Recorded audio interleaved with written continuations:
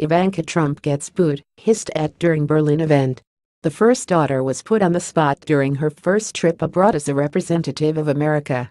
Ivanka Trump arrived in Berlin on Tuesday morning armed with facts and figures to recite at what was expected to be a highbrow international summit to discuss women's entrepreneurship, alongside German Chancellor Angela Merkel.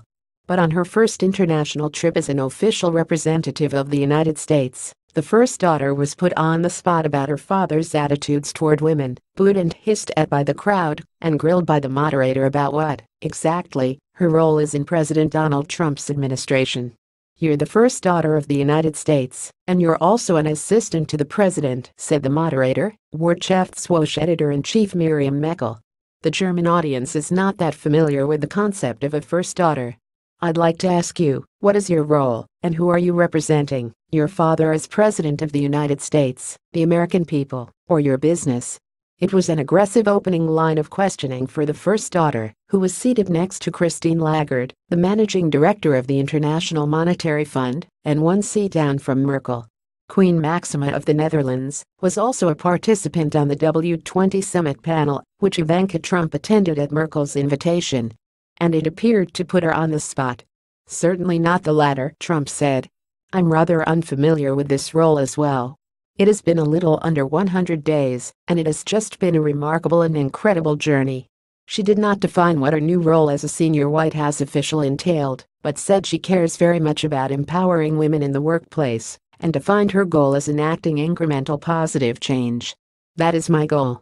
This is very early for me. I'm listening, learning." The questions asked of Trump seemed more direct than those about women in the workforce posed to other panelists. But there was curiosity here about Trump's new role in her father's administration ahead of her visit. Trump, who was deeply involved with her father's campaign and has been instrumental in his administration in the first 3 months in office, positioned herself as someone who is still in humbling listening tour mode. "I'm striving to think about how best to empower women in the economy," she said, at one point calling herself a feminist. "I have no doubt that coming out of this trip I'll be more informed." But she was booed and hissed at by the majority women audience at the conference when she lauded her father for supporting paid leave policies.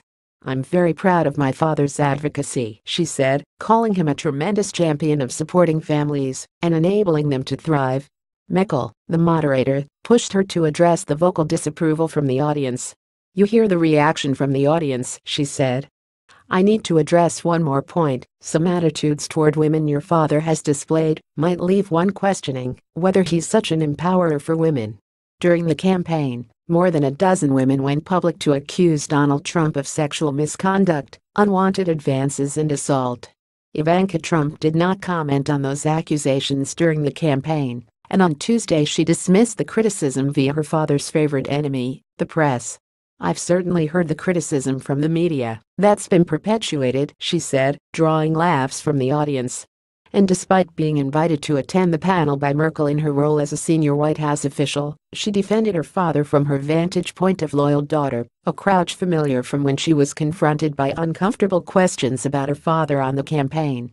"As a daughter, I can speak on a very personal level," Ivanka Trump said. "I grew up in a house where there was no barrier to what I could accomplish beyond my own perseverance and tenacity. That's not an easy thing to do. He provided that for us."